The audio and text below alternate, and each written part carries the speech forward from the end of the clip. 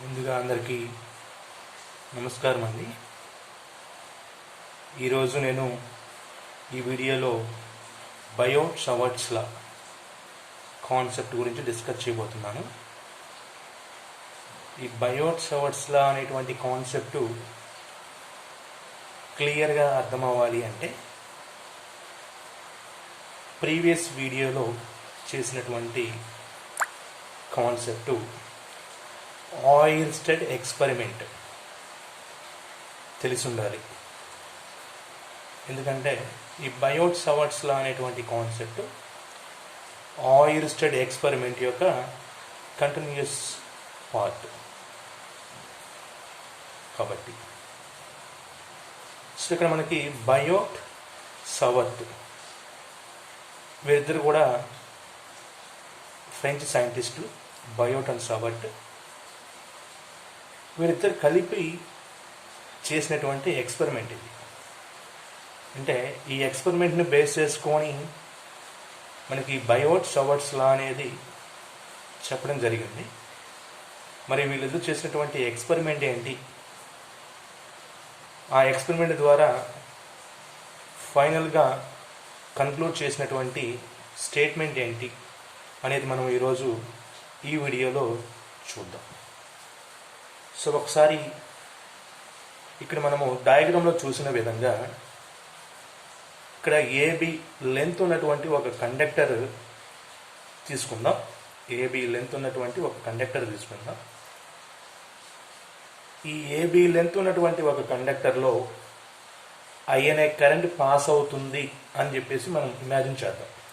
అంటే AB కండక్టర్లో pass అయ్యేటువంటి కరెంట్ని ఐగా తీసుకుందాం.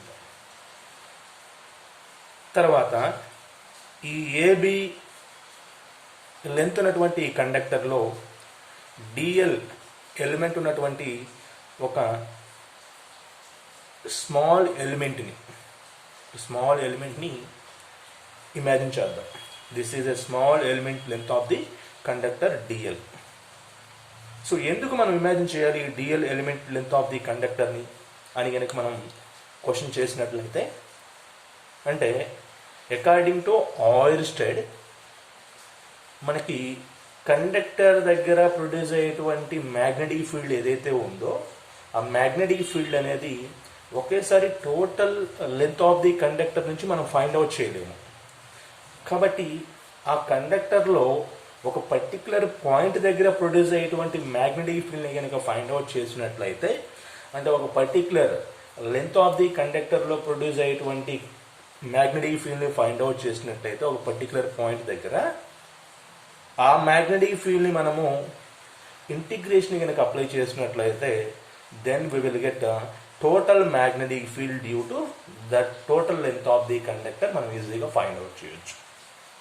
కాబట్టి ఇక్కడ మనం ఒకేసారి AB length of the conductor నుంచి ప్రొడ్యూస్ అయ్యేటువంటి మ్యాగ్నెటిక్ ఫీల్డ్ ఫైండ్ అవుట్ చేయాలంటే ఫైండ్ అవుట్ చేయలేం డైరెక్ట్గా. కాబట్టి ఇక్కడ బయోట్ అండ్ సవర్ట్ చెప్పినటువంటి మెయిన్ ఇంపార్టెంట్ పాయింట్ ఏంటంటే, ఈ DL element length of the conductor మనము కన్సిడర్ చేసిన తర్వాత ఈ DL element length of the conductor నుంచి ఆర్ అనే డిస్టెన్స్లో పి అనే పాయింట్ దగ్గర ప్రొడ్యూస్ అయ్యేటువంటి మ్యాగ్నెటిక్ ఫీల్డ్ని ఫైండ్ అవుట్ చేశారు. అయితే ఈ ఫైండ్ అవుట్ చేసినటువంటి మ్యాగ్నెటిక్ ఫీల్డ్ డిబి ఏదైతే ఉందో ఈ డిబి వాల్యూ అనేది 4 ప్రాపర్టీస్ మీద డిపెండ్ అయి ఉంటుంది అని చెప్పేసి ఈ బయోట్ అండ్ సవర్ట్ ఇద్దరు కలిపి చెప్పడం జరిగింది. అంటే ఈ పి అనే పాయింట్ దగ్గర ప్రొడ్యూస్ అయినటువంటి మ్యాగ్నెటిక్ ఫీల్డ్ ఏదైతే ఉందో డిబి అనేది, so this magnetic field depends on 4 properties mainly. What are they అంటే ఆ ప్రాపర్టీస్ ఏమేమిటి అనేది మనం జాగ్రత్తగా గమనించినట్లయితే కంప్లీట్గా మనకు బయోట్ సవర్ట్స్ లా మొత్తం కూడా క్లియర్గా అర్థమైపోతుంది. కాబట్టి డిబి మ్యాగ్నెటిక్ ఫీల్డ్ అనేది 4 ప్రాపర్టీస్ మీద డిపెండ్ అయి ఉంటుందని చెప్పాను. ఆ ప్రాపర్టీస్ జాగ్రత్తగా చూద్దాం. ఫస్ట్ ప్రాపర్టీ ఏంటంటే ఏబి లెంత్ ఆఫ్ ది కండక్టర్లో పాస్ అయ్యేటువంటి కరెంట్. ఫస్ట్ ప్రాపర్టీ అంటే కరెంట్ పాస్ అవ్వకపోతే there is no magnetic field. కాబట్టి మనం ఫస్ట్ ప్రాపర్టీ పొజిషన్లో current passing through the conductor అని తీసుకోవచ్చు. ఇక తర్వాత సెకండ్ ప్రాపర్టీ ఏంటంటే DL element length of the conductor. అంటే ఫస్ట్ ఏమో కండక్టర్లో కరెంట్ పాస్ అవ్వాలి. ఆ తర్వాత టోటల్ లెంత్ ఆఫ్ ది కండక్టర్లో ఒక చిన్న ఎలిమెంట్ లెంత్ ఆఫ్ ది కండక్టర్ని మనం కన్సిడర్ చేసుకోవాలి, అంటే DL element length of the conductor. దాని తర్వాత ఈ DL element length of the conductor నుంచి ఆర్ అనే డిస్టెన్స్ అనేది వెరీ వెరీ ఇంపార్టెంట్. అంటే ఎంత డిస్టెన్స్లో మనం మ్యాగ్నెటిక్ ఫీల్డ్ ఫైండ్ అవుట్ చేయాలి, డిస్టెన్స్ ఆర్ అనేది ఇంపార్టెంట్. ఆ తర్వాత ఈ డిస్టెన్స్తో element length of the conductor చేసేటువంటి యాంగిల్ థీటా అనేది ఇంపార్టెంట్. అంటే ఈ 4 ప్రాపర్టీస్ మీద డిపెండ్ అయ్యి పి అనే పాయింట్ దగ్గర ప్రొడ్యూస్ అయ్యేటువంటి మ్యాగ్నెటిక్ ఫీల్డ్ వాల్యూ అనేది మనం ఫైండ్ అవుట్ చేయాలి. అంటే ఫస్ట్ ఐ కరెంట్ ఉండాలి, తర్వాత DL element length of the conductor, తర్వాత డిస్టెన్స్ ఆర్, ఆ తర్వాత 4th ప్రాపర్టీ వచ్చేసరికి theta value. Theta means angle between element length and R. డిఎల్కి ఆర్కి మధ్య ఉన్నటువంటి యాంగిల్ అనేది వెరీ వెరీ ఇంపార్టెంట్. అంటే ఈ యాంగిల్ని బేస్ చేసుకుని కూడా మనకి ఈ యొక్క మ్యాగ్నెటిక్ ఫీల్డ్ వాల్యూ అనేది చేంజ్ అవుతూ ఉంటుంది. For example if theta is equal to 0 అన్నాం అనుకోండి, థీటా ఈజ్ ఈక్వల్ టు 0 అని దట్ మీన్స్ ఈ పీ పాయింట్ అనేది డైరెక్ట్గా మనము కండక్టర్ మీద లొకేట్ చేస్తాం. మరి ఆ సిచ్యువేషన్లో మ్యాగ్నెటిక్ ఫీల్డ్ వాల్యూ అనేది చేంజ్ అవుతుంది కదా. సో అలాగే మనము యాంగిల్ని బేస్ చేసుకొని తర్వాత డిస్టెన్స్ని బేస్ చేసుకొని కూడా ఈ పి అనే పాయింట్ దగ్గర, అంటే పీ పాయింట్ అనేది చేంజ్ అవుతూ ఉంటుంది కాబట్టి ఆ చేంజ్ అయినటువంటి పాయింట్ దగ్గర మనం మ్యాగ్నెటిక్ ఫీల్డ్ అనేది ఈజీగా ఫైండ్ అవుట్ చేయొచ్చు. కాబట్టి బేసిక్గా ఈ 6 ప్రాపర్టీస్ని బేస్ చేసుకొని ఇక్కడ మ్యాగ్నెటిక్ ఫీల్డ్ వాల్యూ అనేది మనకి చెప్పడం జరిగింది బయోట్ అండ్ సవర్ట్స్ ఇద్దరికి కలిపి. So according to Biot and Savart, the statement of Biot-Savart's law is given by the strength of the magnetic field. That means the strength of the magnetic field at a point is directly proportional to current flowing through the conductor. చెప్పాం కదా first property, కండక్టర్లో pass అయ్యేటువంటి కరెంట్ని base చేసుకొని magnetic field వాల్యూని మనం find out చేయొచ్చు. But first property మన statement చూడండి ఒకసారి. The strength of the magnetic field at a point is directly proportional to current flowing through the conductor I, next a small element length of the conductor dl. So very very important point. ఈ length of the conductor ఏదైతే మనం తీసుకున్నామో ఇందులో DL element length of the conductor మనం cut చేసాం కదా, అది so ఆ ప్రాపర్టీ మీద డిపెండ్ అయ్యి ఇక్కడ మనకి మ్యాగ్నెటిక్ ఫీల్డ్ అనేది యాక్ట్ అవుతూ ఉంటుంది. Second property. Next third property, sine of angle between direction of element of length and the distance which is drawn from the element of length to field producing point.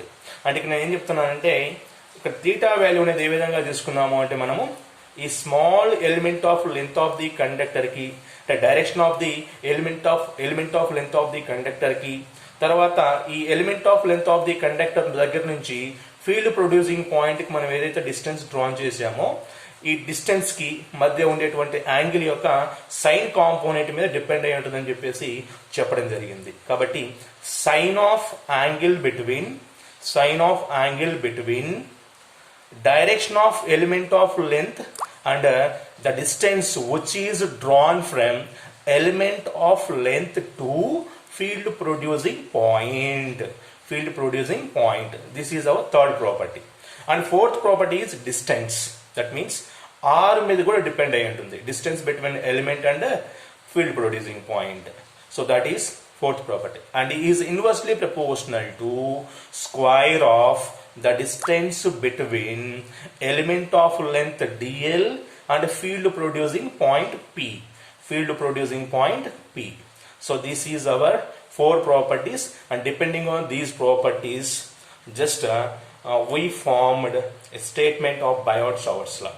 So Biot-Savart's law యొక్క statement మనం నీట్గా చెప్పొచ్చు by using these properties only. So ఇక్కడ చూడండి ఒకసారి మీరు ప్రూఫ్లో first point. So first నేను ఏం చేశాను, let us consider AB be the conductor carrying a current I. అంటే ఫస్ట్ ఏబీ తీసుకున్నాం, ఏబీ యొక్క కండక్టర్లో పాస్ అయ్యేటువంటి కరెంట్ని ఐగా తీసుకున్నాము. Next let DL be the small element length of the కండక్టర్గా తీసుకున్నాం. Very good. Next let theta be the angle between DL and ఆర్గా మనము తీసుకోవడం జరిగింది మన డయాగ్రామ్లో. ఇక నెక్స్ట్ ఏదైతే మనకు మ్యాగ్నెటిక్ ఫీల్డ్ పి అనే పాయింట్ దగ్గర ప్రొడ్యూస్ అయ్యిందో ఈ మ్యాగ్నెటిక్ ఫీల్డ్ అనేది మనకి 4 ప్రాపర్టీస్ మీద డిపెండ్ అయి ఉంటుందని చెప్పి చెప్పడం జరిగింది మీకు. ఆ 4 ప్రాపర్టీస్ ఒకసారి జాగ్రత్తగా మీరు గమనించాలి. అవి ఇక్కడ మనకు 4 ఈక్వేషన్స్ ఫామ్ చేసాయి. ఒకటి dB directly proportional to I. dB directly proportional to I. This is our first property and it gives first equation. Our second property is dB directly proportional to dl. Means the strength of the magnetic field at P point is directly proportional to small element length of the dl. That's why I wrote here dB directly proportional to dl. This is our second property. And our third property is there, that is dB directly proportional to sin theta. dB directly proportional to sin theta. This is our equation number 3. And fourth equation is there. This is our fourth property. dB inversely proportional to r square. dB inversely proportional to r square. So these are 4 properties and these are called as 4 equations by using 4 properties. And from equation number 1, 2, 3 and 4 we can write a direct equation, that is dB directly proportional to I dl sin theta by r square. So dB directly proportional to I dl sin theta by r square. First 3 properties directly proportionality లో ఉన్నాయి కాబట్టి మనం ఇక్కడ numerator లో రాసాం. తర్వాత ఇది inversely proportionality లో ఉంది కాబట్టి r స్క్వేర్ అనేది డినామినేటర్ లో రాసాం. Ideal sine theta numerator, r square denominator. So మనం డైరెక్ట్లీ ప్రపోర్షనాలిటీ అనేది రిమూవ్ చేసినట్లయితే we may plus some constant value, so that is dB is equal to k into ideal sin theta by r square. K into ideal sin theta by r square, where k is a proportionality constant. తెలిసినవి.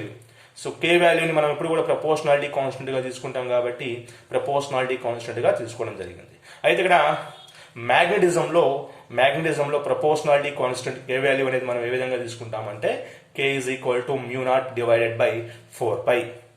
Electrostatics లో k is equal to 1/4 pi epsilon naught గా తీసుకున్నాం electrostatics లో. మరి మ్యాగ్నెటిజంలో proportionality constant ఏమవుతుందంటే k is equal to mu naught divided by 4 pi.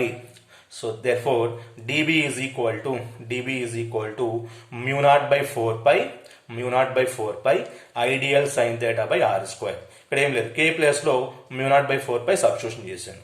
So final గా మనకి బయోట్ and సవర్ట్ చెప్పినటువంటి ఆ 4 ప్రాపర్టీస్ ని బేస్ చేసుకొని మనకు ఆ P అనే పాయింట్ దగ్గర ప్రొడ్యూస్ అయినటువంటి మ్యాగ్నెటిక్ ఫీల్డ్ వాల్యూ ఎంత వచ్చింది అంటే due to this conductor dB is equal to mu naught by 4 pi ideal sin theta by r square. Where mu naught is called permeability of free space or air. So ఇక్కడ వచ్చినటువంటి mu naught ని మనం ఏమని call చేస్తామంటే permeability of free space or air అని చెప్పేసి call చేస్తాం.